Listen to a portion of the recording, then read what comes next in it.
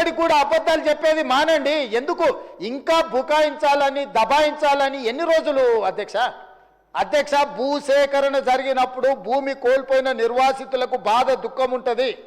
ఆ బాధ దుఃఖం ఉన్న వాళ్లకు అత్యధికంగా నష్టపరిహారం ఇవ్వాలనేది మా ఆలోచన. ఆనాడు మల్లన్న సాగర్లో 3 లక్షల నుంచి మొదలుపెట్టిన మీరు మేము కొట్లాడితే అది చివరికి 10 నుంచి 12 లక్షలకు వచ్చింది.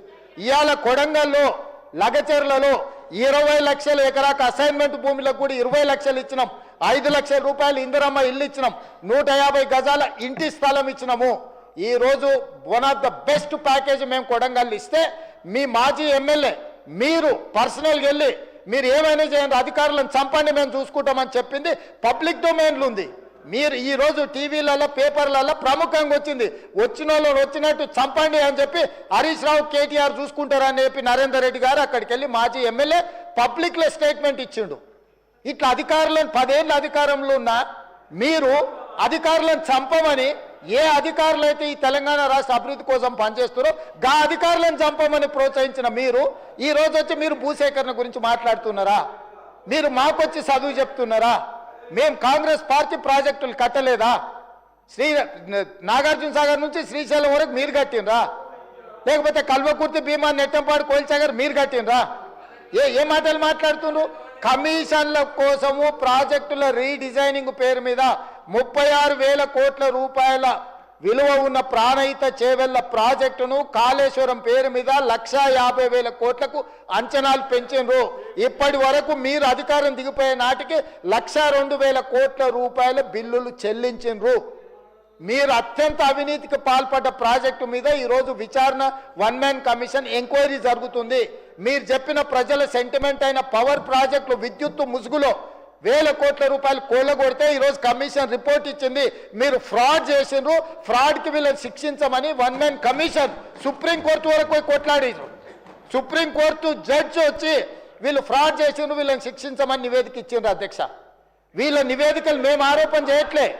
ఈరోజు కమిషన్ ఇచ్చిన నివేదికలు ఉన్నాయి. తొందరలోనే దాంట్లో జైలుకు పోతారు. జైలుకు పోయే దాని గురించి వాళ్ళు చెప్తున్నారు. ఇప్పుడు ఏ విచారణ సంస్థ విజిలెన్స్ అండ్ ఎన్ఫోర్స్మెంట్ నివేదిక ఇచ్చింది ఈరోజు కాళేశ్వరం మీద. ఆ నివేదికలు వచ్చే సభలో ఇదే సభలో పెట్టి చర్చ పెడదాం.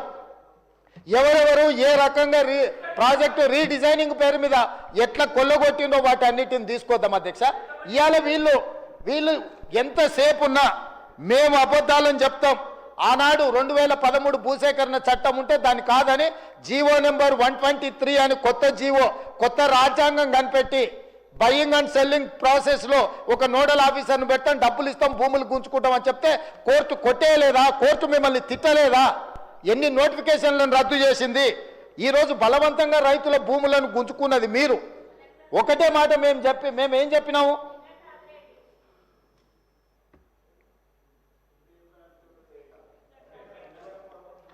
నేను ఒకటే చెప్పదలుచుకున్నా అధ్యక్ష, ఈరోజు వాళ్ళు అర్థం చేసుకోవాల్సింది, కామారెడ్డిలో చంద్రశేఖరరావు గారిని ప్రజలు ఓడగొట్టిండ్రంటే ప్రజల ఆగ్రహం ఎట్లుందో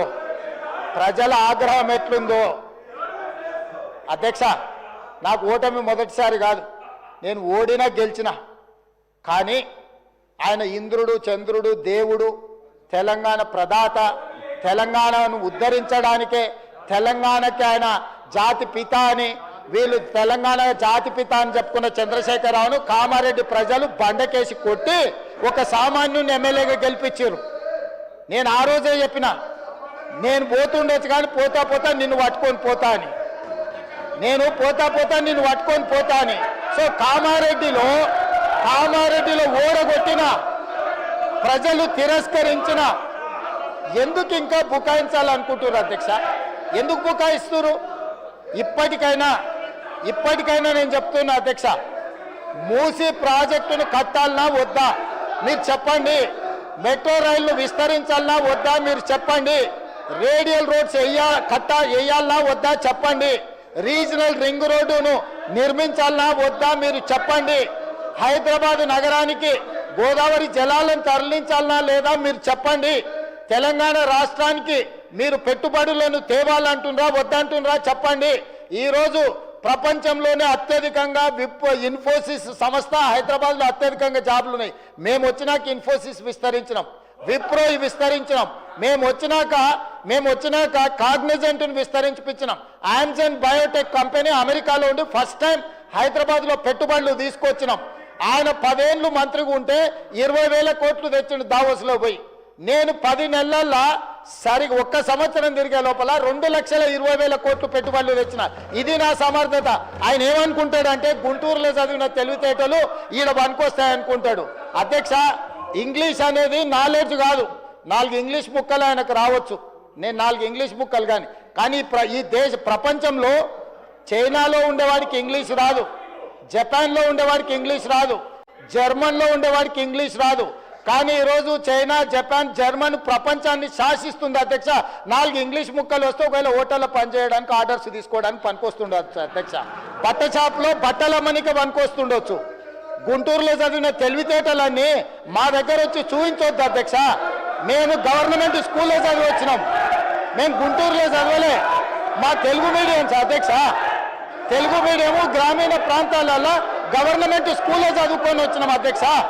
మేము గుంటూరులో పోయి చదువుకొని రాలే, ఆ తర్వాత పూనా పోలే, ఆ తర్వాత విదేశాలు తిరగనికి పోలే. మేము ఇక్కడనే పుట్టినాం, ఇక్కడనే పెరిగినాం, ఇక్కడనే చదువుకున్నాం. లోకల్ పరిజ్ఞానంతో పనిచేస్తున్నాం అధ్యక్ష. ప్రజల బాధ తెలిసిన వాళ్ళం అధ్యక్ష. మేము 4 ఇంగ్లీష్ ముక్కలు వచ్చినంత మాత్రాన అదేదో గొప్పతనమని దాని మీద ఏదో పెద్ద ఉపన్యాసాలు ఇచ్చి దాన్ని చూపించి ఏదో సాధించినమని. కాబట్టి ప్రపంచంలో అత్యధికంగా ప్రపంచాన్ని శాసిస్తున్నది చైనా, జపాన్, జర్మన్.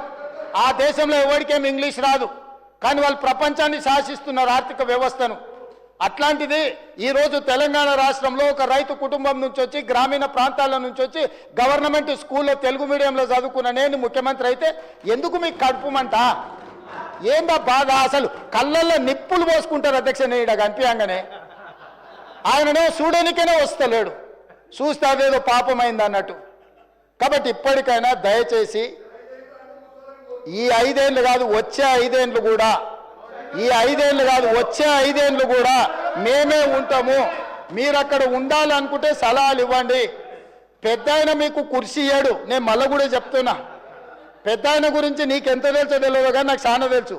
వెనకటికి నీకు కూడా చెప్పిన, నువ్వు ఆశించకని. ఇప్పుడు కూడా నేను చెప్తున్నా, పాపం ఉండనియండి, పెద్ద మనిషి తెలంగాణ కోసం కొట్లాడిండి అని మీరే చెప్తారు. ఆయన కుర్చీ మీద కన్నేస్తారేంది మీరు ఇద్దరు కలిసి? ఎందుకు ఆయన మీద పగబట్టారు? కుటుంబంలో పెద్ద దిక్కు ఒక ఆయన ఉండాలి, పెద్ద దిక్కుంటేనే గౌరవం ఉంటుంది. పెద్ద ఆయనను కూడా ఖతం చేసి కుర్చీలో కూర్చోవాలనే స్కీమ్లు వేయకండి. ఇంతకుముందే నేను కాగితం తెచ్చిస్తే ఏందో అనుకున్నా, మా వాళ్ళు చెప్తున్నారు గతంలో నేపాల్ యువరాజు దీపేంద్ర తన కుటుంబంలోని 8 మందిని AK-47 పెట్టి కాల్ చేసిందట, పదవి ఇయ్యలేదని. నేపాల్ రాజు వాళ్ళ పిల్లగాడు కుటుంబంలో పదవులు ఇస్తలేరని రాత్రి డిన్నర్కి పిలిచి AK-47 పెట్టి ఇంట్లోన్న వాళ్ళందరినీ AK-47 పెట్టి కాల్ చేసిందంట.